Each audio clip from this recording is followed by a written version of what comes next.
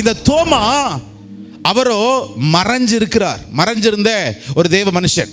சரி, ஒரு 4 காரியங்கள் இன்னைக்கு ஃபர்ஸ்ட் மெசேஜில் ஒரு 4 காரியம் மாத்திரம், 3 காரியத்தை மாத்திரம் சொல்லிடுறேன். அடுத்த பகுதி நான் அடுத்த முறை உங்களோட பேசுகிறேன், நேரம் இல்லாததுனால.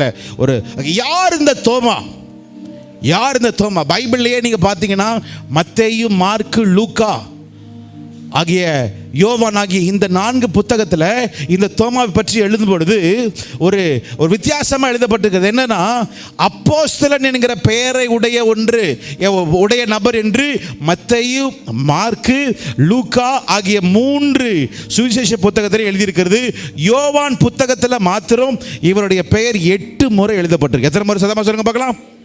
இன்னொரு முறை சொல்லுங்க பார்க்கலாம். முதலாவது, யார் இந்த தோமா? மார்க்கு சுவிசேஷத்தின் புத்தகம் 3ஆம் அதிகாரம், 3ஆம் அதிகாரம் 13ஆம் வசனத்தில் இருந்து ஒரு படிக்கும்படி கேட்டுக்கொள்கிறேன். மார்க்கு சுவிசேஷத்தின் புத்தகம் 3ஆம் அதிகாரம் 13ஆம் வசனம். பின்பு அவர் ஒரு மலையின் மேல் ஏறி சத்தத்தை உயர்த்தி சொல்லுங்க பார்க்கலாம். மலையின் மேல் ஏறி. கொஞ்சம் சத்தமா விசுவாசிங்க, அத்தனை பேர் சத்தத்தை உயர்த்தி சொல்லுங்க. ஆண்டவரே, நானும் மலை மேல ஏறணும் சொல்லுங்க பார்க்கலாம். நானும் மலை மேல ஏறி நான் ஜெபிக்கணும். ஆண்டவரே, மலை மேல ஏறி ஜெபிக்கணும் சொல்லுங்க. பின்பு அவர் ஒரு மலையின் மேல் ஏறி தமக்கு சித்தமானவர்களை தம்மிடத்தில் வரவழைத்தார். அவர்கள் அவரிடத்திற்கு வந்தார்கள். அப்பொழுது அவர் 12 பேரை தெரிந்து கொண்டு அவர்கள் தம்மோடு கூட இருக்கவும் பிரசங்கம் பண்ணும்படியாக தாம் அவர்களை அனுப்பவும் வியாதிகளை குணமாக்கி பிசாசுகளை துரத்தும்படி அவர்களுக்கு அதிகாரமுடையவர்களாய் இருக்கவும் அவர்களை ஏற்படுத்தின. 16வது வசனம். அவர்கள் யாரெனில் சீமோன், இவனுக்கு பேதுரு என்கிற பெயர் வந்தது. 18வது வசனம். அந்திரேயா, பிலிப்பு, பர்த்தலோமேயு, மத்தேயு, தோமா. யாரு? தோமா. என்னது? தோமா. முதலாவது யார் இந்த தோமானா? எழுதிக்கங்க, தேவனால் தெரிந்து கொள்ளப்பட்டவன். எழுதிங்க பார்க்கலாம், தேவனால் தெரிந்து கொள்ளப்பட்டவன். நான் ஒன்னே ஒன்று கேட்குறேன். ஆண்டவர் உங்க மேல் நினைவா இருக்கிறார் அப்படின்னு தெரியுமா? அந்த வார்த்தை கேள்விப்படுங்க. ஆண்டவர் என் மேல் என்னது? நினைவா இருக்கிறார்னு ஒரு வார்த்தை இருக்கு. இன்னொரு வார்த்தை இருக்கு, ஆண்டவர் என்னை தெரிந்து கொண்டிருக்கிறார்னு சொல்ற இன்னொரு வார்த்தை இருக்கு. நீங்க இதுல யாரா இருக்க விரும்புறீங்க? தெரிந்து கொண்டாருன்னா, இப்போ இத்தனை பேர் இருக்கிறாங்க, இப்போ இத்தனை பேர் இங்கே நீங்கள் இருக்கிறீங்க, இப்போ இத்தனை பேர் இங்கே இருக்கிறீங்க, இப்போ இங்கே அத்தனை பேர் இருக்கிறீங்க, அந்த பக்கத்தில் அத்தனை பேர் இருக்கிறீங்க. இப்போ இந்த இடத்துல நான் சொல்கிறேன், என்ன சொல்கிறேன், நான் ஜோயனா அப்படின்னு நான் சொல்கிறேடா. இத்தனை பேர் இருந்தாலும் நான் யார் தெரிந்து கொண்டிருக்கிறேன்? ஜோயனாவை தெரிந்து கொண்டிருக்கிறேன். இப்போ அத்தனை பேர் அங்கே உட்காந்துருக்கிறீங்க. நான் பிரதர் சங்கர், பிரதர் கெவின், இத்தனை பேர் இங்கே உட்காந்துருக்கிறீங்க. இங்கே நான் சிஸ்டர் நிர்மலா அப்படின்னு சொல்கிறேன். இத்தனை பேர் உட்காந்து நான் ஒரு ஆளை மட்டும் என்ன பண்ணுறேன்னு பேரை சொல்கிறேன். இதே போல தான் அங்கே அத்தனை பேர் இயேசுவினுக்கு பின்பதாக வந்தார்கள். ஆனால் இயேசுவோ அதில் ஒரு ஆள், யாருன்னா தோமாவை அவர் தெரிந்து கொண்டார். சத்தமாக சொல்லுங்க பார்க்கலாம். தோமாவை என்ன பண்ணாரு? நான் ஒன்று கேட்குறேன், உங்களை ஆண்டவர் தெரிந்து கொள்ள விரும்புறீங்களா? அங்கே 3 காரியம் எழுதியிருக்கு. ஆண்டவர் தெரிந்து கொள்ள வேண்டும்னா அங்கே எழுதப்பட்டிருக்கிற ஒரு 3 காரியங்கள் 13ஆம் வசனம் சொல்லப்பட்டிருக்கிறது. அவர் மலையின் மேல் ஏறி. இன்னொரு முறை சொல்லுமா, அவர் மலையின் மேல் ஏறி. இயேசு கிறிஸ்து மலையின் மேல் ஏறுகிறார். இந்த சீஷர்கள் எங்க ஏறுறாங்க? மலையில ஏறுறாங்க. எத்தனை பேர் ஆயத்தமா இருக்கிறீங்க? ஆண்டவருக்காக நான் பெரிய காரியம் செய்வதற்கு கடினமான பாதை இருந்தாலும் சரி, அது சறுக்கலான பாதையா இருந்தாலும் சரி, அது எப்பேற்பட்ட பாதையா இருந்தாலும் நான் போவதற்கு நான் ஆயத்தமா இருக்கிறேன்னு சொல்றவங்கள மாத்திரம்தான் கர்த்தர் தெரிந்து கொள்வார். அவன் மலையின் மேல் ஏறி. எந்த மனுஷன் மலையின் மேல ஏறி ஜெபிக்க விரும்புகிறார்களோ, நான் கண்டிப்பா சொல்ல முடியும், தெய்வம் அவர்களிடத்தில் துல்லியமாய் அவர்கள் காதில் பேசுவதற்கு அவங்க தன்னை இடத்தை கொடுக்கிற ஒரு நபரா இருக்கிறாங்க. மோசே மலைக்கு மேல ஏறாரு, ஜெபிக்கிறாரு. வேதம் சொல்லுகிறது தெய்வம் அவரோட பேசுகிறார். எலியா மலையின் மேல் போகிறார், ஜெபிக்கிறார். யார் பேசுறா? தெய்வம் பேசுகிறார். திரும்ப சொல்லுகிறேன், மலையின் மேல ஏற. சத்தமா சொல்லுங்க பார்க்கலாம். இன்னொரு முறை சொல்லுங்க பார்க்கலாம். மலையின் மேல ஏறுகிறவர்கள் தான் ஆண்டவர் எதிர்பார்க்கிறார். எனக்கு முடிந்ததல்ல, அவர் ஏறினார்னா நீ ஏற ஆயத்தமா. இரண்டாவது பைபிள்ல பாருங்க, அதே வசனத்துல போட்டிருக்கு தமக்கு சித்தமானவர்கள். அப்படிதான் எழுதியிருக்கு. இன்னொரு முறை படிங்க பார்க்கலாம். பின்பு அவர் ஒரு மலையின் மேல் ஏறி தமக்கு சித்தமானவர்கள் இப்போ நீங்க இந்த புதிய மாதத்துல யாருக்கு சித்தமா செஞ்சுட்டு இருக்கிறீங்க? அப்ப இந்த தோமாவுடைய வாழ்க்கையில முதல்ல நீங்க பாத்தீங்கன்னா என்ன எழுதியிருக்கு தெரியுமா? அவன் தேவனால் தெரிந்து கொள்ள, இன்னொரு முறை சொல்லுங்க பார்க்கலாம், தேவனால் தெரிந்து கொள்ள, அவன் தெரிந்து கொள்ளப்பட்டவனாய் அவன் இருந்தான். இரண்டாவது 11ஆம் அதிகாரம், யோவான் 11ஆம் அதிகாரம் 16வது வசனத்தை ஒரு படிக்கும்படி நான் கேட்டுக்கொள்கிறேன்.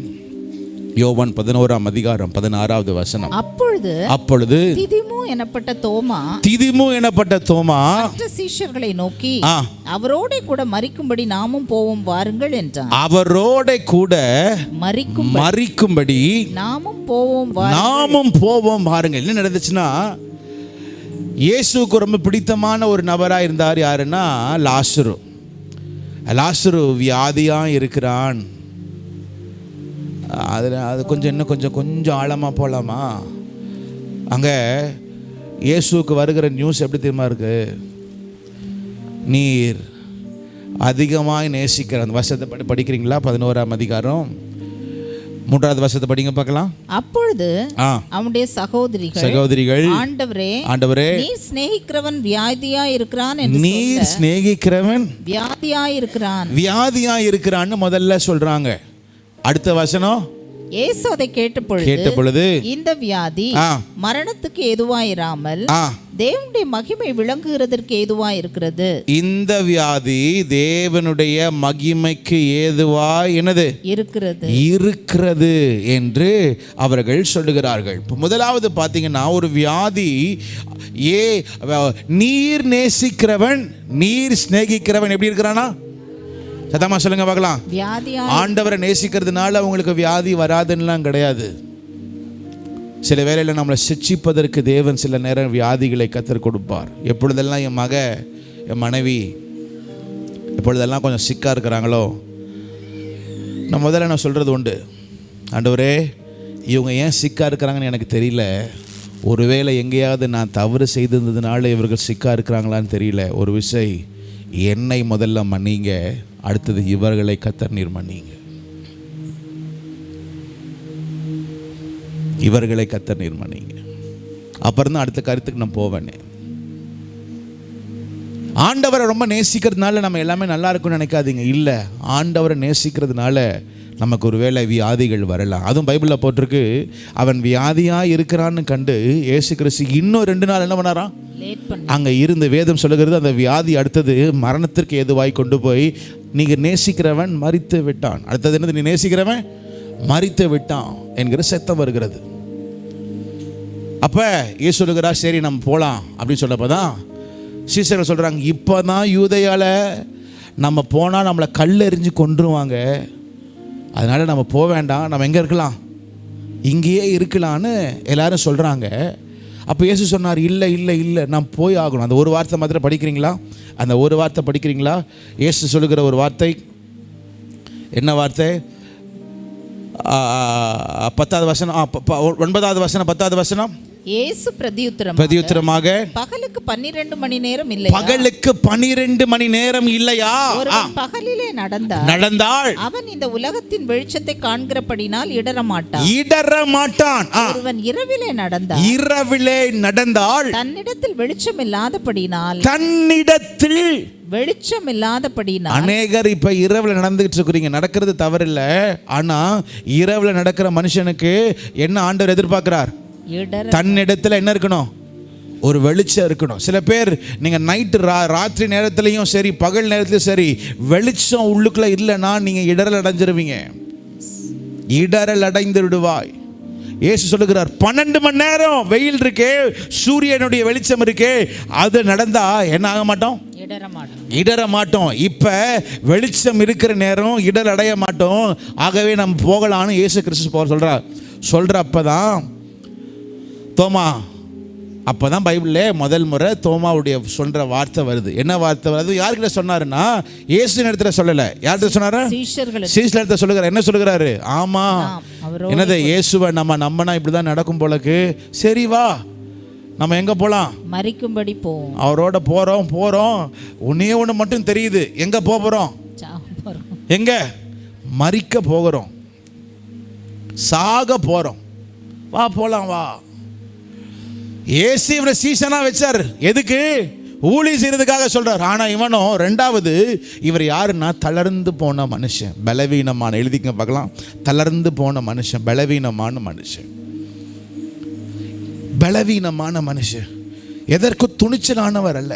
இயேசு சொல்லுகிறார், எப்பா ஊழியம் செய்ய வந்திருக்கிறோம்ப்பா, வாப்பா போகலாம். அங்கே அவன் படுத்துக்கிறான், அவங்க சொல்கிறாங்க செத்துட்டான்னு சொல்கிறாங்க. ஆனால் ஏசு சொல்லுகிறார், லாசரு வந்து என்ன இருக்கிறான், அவன் படுத்திருக்க நித்திரையாக இருக்கிறான்னு சொல்கிறார். ஆனாலும் இவர் சொல்கிறார், நித்திரையாக இருந்தாலும் சரி நித்திரையாக இல்லைனாலும் சரி நமக்கு அது முக்கியம் இல்லைப்பா. யார் சாக போகிறோம்?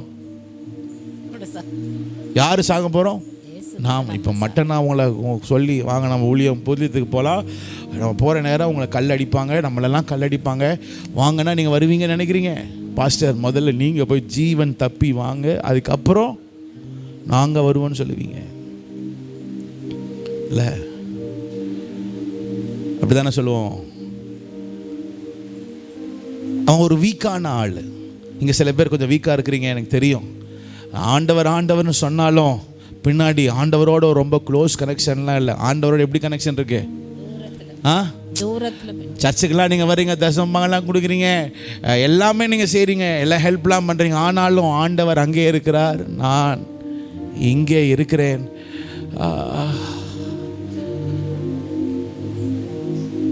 நமக்கு இதெல்லாம் செட் ஆகாது. நமக்கு செட் ஆகிற வழியில் நம்ம போகலாம். ரெண்டாவது, தளர்ந்து போன மனுஷன், தளர்ந்து போன மனுஷன். மூன்றாவது 14ஆம் அதிகாரம் 5வது வசனம்.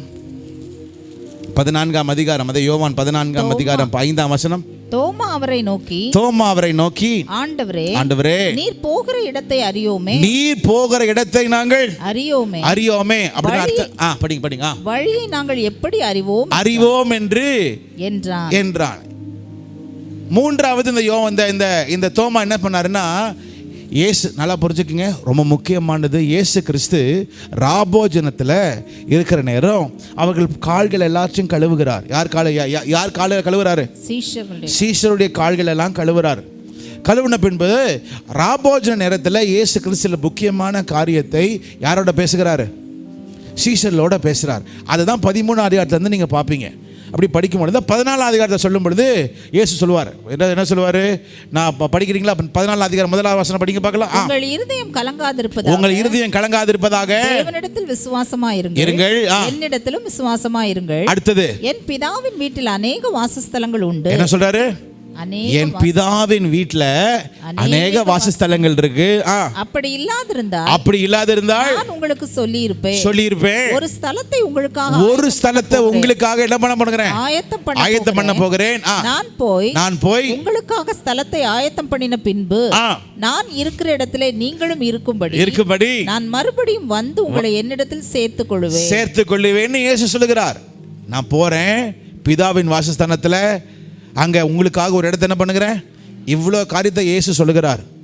சொன்ன பிறகு தோமா மட்டும் சொல்லுகிறார். என்ன சொல்லுகிறார்? அடுத்த வசனத்தை படிங்க பார்க்கலாம்.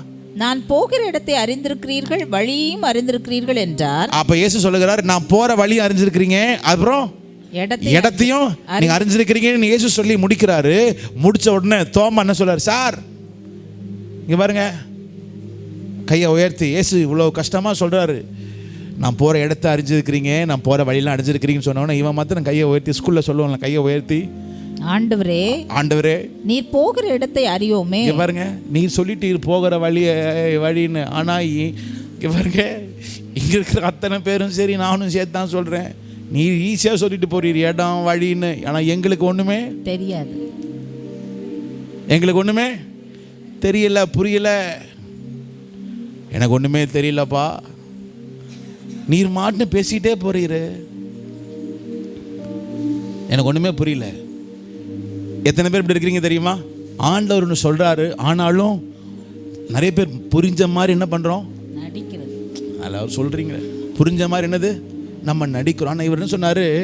எனக்கு உண்மையாக நான் மெட்ராஸ் பாஷை சத்தியமாக சொல்கிறேன், எனக்கு ஒன்றுமே தெரியல, புரியல. எனக்கு ஒண்ணுமே புரியலன்னு சொன்ன பிறகு இயேசு அடுத்த வார்த்தை சொல்லுகிறார். என்ன சொல்லுகிறார்? நானே வழியும் சத்தியமும் ஜீவனுமாய் இருக்கிறேன். என்னை இல்லாமல் ஒருவனும் வரான். இப்ப மூன்றாவது இந்த தோமா யாருன்னா, ஆண்டவரோட இருந்தாலும் வெளிப்பாடே இல்லாத ஒரு நபரா இருக்கிற. எத்தனை பேர் இங்க இருக்கிறீங்க தெரியுமா?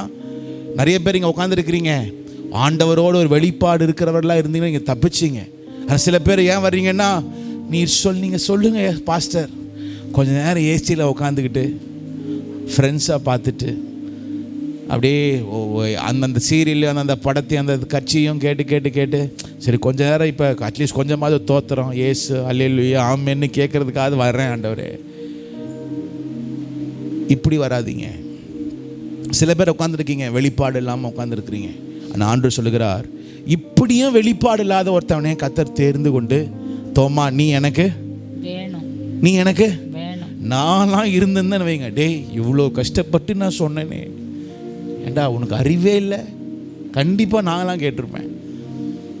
அது முக்கியமாக நான் அதுவும் சாக போகிறேன், நான் கஷ்டப்பட்டு உனக்கு நான் சொல்கிறேன், ஃபீல் பண்ணி சொல்கிறேன், கையை உயர்த்தி எனக்கு ஒன்றும் புரியலன்னு சொல்கிறியே அப்படின்னு கண்டிப்பாக நான் சொல்லியிருப்பேன். ஆனால் இயேசு கிறிஸ்து அவனை திட்டல, அவனை கோச்சிக்கல.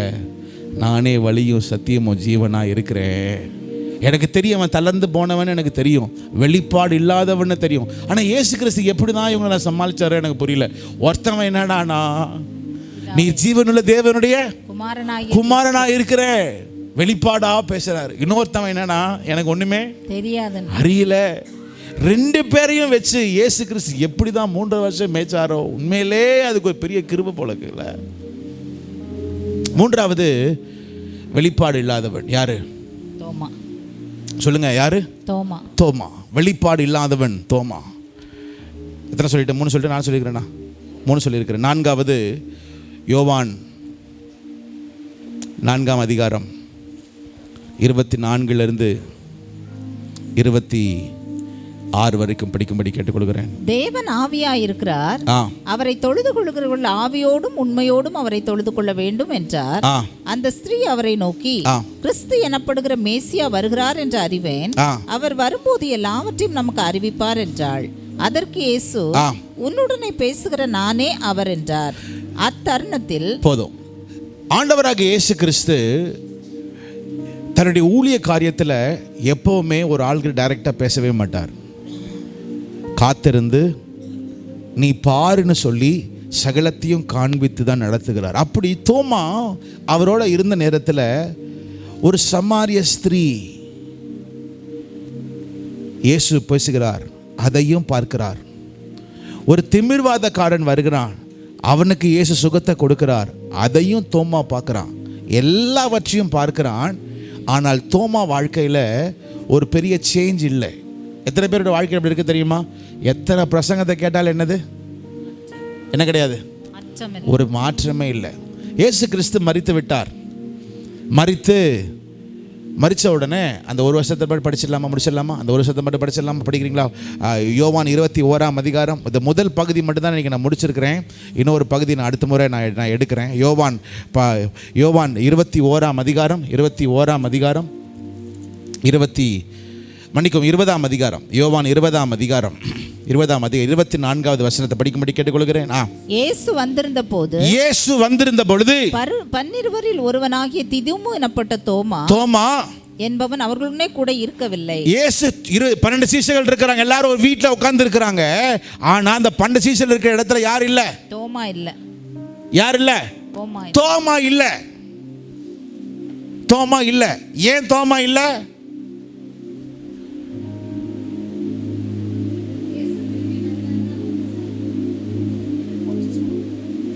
சரி, நல்ல பதில். வேற ஏன் தோமா இல்ல? 12 பேர் இருக்கிறாங்க, அங்க இருக்கணும், ஆனா அவங்க இல்ல. ஏன் இல்ல?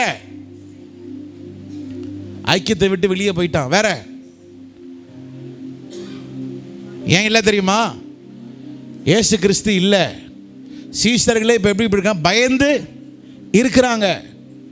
யார கல்லால அடிப்பாங்க, எவனை உதைப்பான்னு தெரியல. இவனுங்களோட இருந்தா நமக்கும் கண்டிப்பா என்ன கண்டிப்பா உண்டு, மரணம் கண்டிப்பாய் இருக்குன்னு சொல்லி 11 பேரை வச்சுட்டு இவன் மாத்திரம் எங்க இருக்கிறான்? இந்த மாதிரி எத்தனை புத்திசாலி இருக்கிறோம் தெரியுமா? நம்ம இவனுக்கு கூட இருந்தால் நம்ம என்ன பண்ண மாட்டோம்.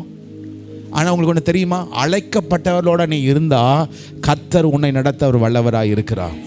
அதான் பைபிளில் போட்டிருக்கு, இதோ சகோதரர்கள் ஒருமித்து வாசம் பண்ணுவது எத்தனை நன்மையும் எத்தனை இன்பமுமா. ஃப்ரெண்ட்ஸோட ஒன்றா இருக்குது சொல்லல, சீசர்கள் தான், அழைக்கப்பட்டவர்கள் தான். இப்பொழுது கொஞ்சம் கடினமான நேரம் தான், ஆனால் அதான் பைபிளில் எங்க 2 அல்லது 3 பேர் என் நாமத்தினாலே நீ கூடி இருந்து நீ ஜெபம் பண்ணாலே போதும், அங்கே வருவேன். ஒரு ஆமென் சொல்லுங்க பார்க்கலாம். 11 பேர் இருக்கிறாங்க, இவன் 10 பேர் இருக்கிறாங்க, இவன் ஒரு ஆள் மட்டும் நம்ம மெட்ராஸ் பாஷையில் சொன்ன எஸ்கேப் ஆயிட்டான். இல்லை ரொம்ப ஞானியா என்னது, ஐயோ இவங்களோட சேர்ந்தா நம்மளும் என்ன பண்ணிடுவோம், செத்துருவோம். ஆனாலும் பைபிளில் போட்டிருக்கு, இயேசு கிறிஸ்து 11 பேர் இருக்கிற இடத்துக்கு இயேசு கிறிஸ்து வர்றாரு. ஆனா அடுத்த வசனத்தை போட்டிருக்கு, படிங்க பார்க்கலாம். அடுத்த வசனத்தை படிங்க. கர்த்தரை கண்டோம் என்று அவனுடனே சொன்னார்கள். அதற்கு அவன் அவருடைய கைகளில் ஆணிகளினால் உண்டான காயத்தை நான் கண்டு அந்த காயத்திலே என் விரலை இட்டு என் கையை அவருடைய விலாவிலே போட்டால் ஒழிய விசுவாசிக்க மாட்டேன். நான் விசுவாசிக்க. அப்ப சொல்றாரு, எல்லாருமே சொல்றாங்க, என்ன சொல்றாங்க, நாங்க யாரை பார்த்தோம், இயேசுவை பார்த்தோன்னு சொன்ன உடனே இவன் மாத்திரம் என்ன பண்ணல, இயேசுவை இவங்க சொன்ன வார்த்தைய நம்பல. எத்தனை பேர் உட்கார்ந்திருக்கோம் தெரியுமா, யார் என்ன சொன்னாலும் நம்ம என்ன பண்ண மாட்டோம், நம்ப மாட்டோம். ஆனா இன்னைக்கு சொல்லுகிறேன், இந்த 3வது மாதத்தின் 1வது வாரத்தில் ராத்திரி கூட்டத்தில் உங்களுக்கு சொல்றேன், ஒருவேளை நீ தளர்ந்தவனா இருக்கலாம், ஒருவேளை நீ பலவீனப்பட்டவனா இருக்கலாம், நீ உன்னையே தனிமைப்படுத்தி கொண்ட மனுஷனா இருக்கலாம். ஆனா வேதம் சொல்லுகிறது, யார் என்ன சொன்ன நீ நம்பாதவனா இருக்கலாம், ஆனால் அதே அதிகாரத்தில் ஒரே ஒரு வார்த்தை மத்த படித்து முடிச்சிடலாமா? ஒரு இப்ப 26வது வசனத்தை படிங்க பார்க்கலாம். 26வது வசனம். மறுபடியும் 8 நாளைக்கு பின்பு அவருடைய சீஷர்கள் வீட்டுக்குள்ளே இருந்தார்கள். தோமாவும் அவர்களுடனே கூட இருந்தார். இப்ப யார் இருக்கா? தோமா இருக்கிறான். இப்ப யார் இருக்கா? தோமா மீண்டும் இருக்கிறார். அப்ப இல்ல, இப்ப தோமா இருக்கிறாரு. இப்ப வந்துட்டாரு. வந்த உடனே அடுத்த வசனத்தை படிங்க பார்க்கலாம். பின்பு அவர் தோமாவை நோக்கி. பின்பு அவர் யாரை நோக்கி? தோமாவை நோக்கி. இன்னொரு முறை, பின்பு அவர் தோமாவை நோக்கி, நீ உன் விரலை இங்கே நீட்டு. திரும்ப சொல்லுகிறேன், இந்த ராத்திரி வேளை நீ எப்பேற்பட்ட பலவீனமா இருந்தாலும் சரி, உன்னை பார்ப்பதற்கு இயேசு இந்த ராத்திரி உன்னை பார்க்க அவர் வருகிறார். ஆமென். உன்னை சந்திப்பதற்கு அவர் வருகிறார். உன்னுடைய தனிமையை மாற்றும்படி அவர் வருகிறார். உன்னுடைய அவநம்பிக்கையை மாற்றும்படி அவர் வருகிறார். உன் நம்பிக்கையில்லாத காரியங்களை மாற்றும்படி வருகிறார். நீ நம்பாத காரியத்தை அவர் நம்பும்படியாய் உன் கரத்தை நீட்டி அவரை தொடும்படியாய் இயேசு இந்த ராத்திரி தோமாவுக்காக வந்தாராம். யாருக்காக வந்தாரு? யாருக்காக வந்தாரா? தோமாவுக்காக சொல்லுகிறார், என் கரத்தை நீட்டி அவர் காயத்தை தொட்டா மாத்திரம் தான் என்ன பண்ணுவேன், நம்புவேன். சில பேர் உங்க பிள்ளைங்க, உங்க புருஷன், உங்க மனைவி, சில பேர் பாஸ்டர் இவர் மாறவே மாற்றாரு, இவர் மாற்றவே மாற்றாருன்னு சில பேர் இருக்கிறீங்க. இதே போலதான் தோமா அவன் மாறாம இருந்தான். ஆனால் அவனை மாற்றுவதற்காகவே இயேசு வந்து நின்று அவன் வாழ்க்கையை மாற்ற முடியும்னா, கர்த்தர் உங்க குடும்பத்தையும் உங்களையும் மாற்றுவதற்கு அவருடைய கரம் குறுகவில்லை.